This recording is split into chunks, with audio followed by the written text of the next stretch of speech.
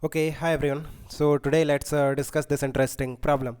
So it says three equal masses M are placed at the three corners of an equilateral triangle of side A. Find the force exerted by this system on another particle of mass small m placed at midpoint of a side at the center of the triangle. Okay. So इस तरह से हमारे पास एक equilateral triangle है and वहाँ पे three corners पे हमारे पास तीन पार्टिकल है of mass small M something like this. Now एक पार्टिकल है ऑफ मास स्मॉल एम जिसे हम कहाँ पे रखते हैं at the centre of one of the sides.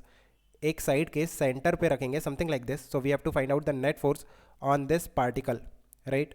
सो एक काम करते हैं, पार्टिकल्स को नाम दे देते हैं. Let's say particle 1, particle 2 and particle 3, right. So ये जो तीनों पार्टिकल हैं इस स्मॉल एम को पुल करेंगे by gravitational force of attraction.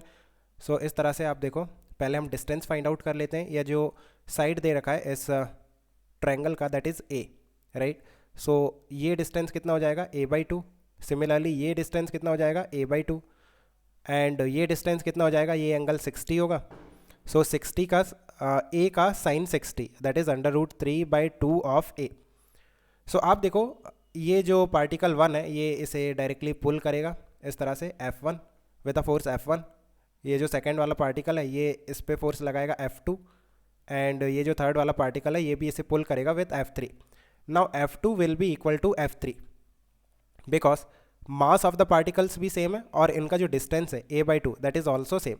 So F2 will be equal to F3. So ये आपस में कैंसिल हो जाएगा. जो नेट फोर्स आएगा दैट विल बी F1 और कितना आएगा, कैपिटल G m1 कितना है, mass of this particle, mass of this particle m2 divided by distance square. Distance कितना है, √3/2a और इसका square. So this is the net force on this particle. So कितना आ रहा है, gm²/a² एंड 4/3, राइट. जब हम इसे सेंटर पे रखेंगे आप देखो इस तरह से, ये इक्विलेटरल ट्रायंगल है और अभी जो पार्टिकल है उसे आप सेंटर पे रख दो. ये पार्टिकल 1 है, ये पार्टिकल 2 है, ये पार्टिकल 3 है. सो आप देखो ये जो डिस्टेंस होगा, ये जो सेंटर पे जो पार्टिकल रखा है इसका जो डिस्टेंस है फ्रॉम द पार्टिकल्स जो कि कॉर्नर पे हैं वो सेम होगा because this is an equilateral triangle. So इसका जो सेंटर होगा that will be at equal distance from the corners, right. So ये डिस्टेंस भी डी होगा, ये डिस्टेंस भी डी होगा एंड ये डिस्टेंस भी डी होगा. सो जो फोर्स लगेगा by the three particles on this particle जो कि सेंटर पे रखा है दैट विल बी इक्वल. अगर ये particle let's say F force से पुल करता है देन ये जो सेकंड वाला पार्टिकल है वो भी उतने ही फोर्स से पुल करेगा बिकॉज मास भी सेम है और जो डिस्टेंस है ऑफ द पार्टिकल वो भी सेम है. Distance between the two particles that is also same, mass भी सेम है. So that's why equal force लगेगा और ये जो एंगल होगा that will be 120 degree. So इस तरह से एक पार्टिकल है जिसपे इस तरह से फोर्सेस लग रहे हैं F एंड F और ये जो एंगल है दैट इज 120 डिग्री. सो आप देखो जो नेट फोर्स आएगा resultant of the three forces that will B 0, right.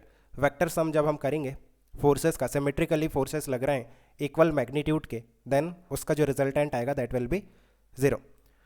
So I think you have understood. Let me know if you still have any confusion. We can discuss further. Okay, guys, keep working hard. Best of luck. Bye.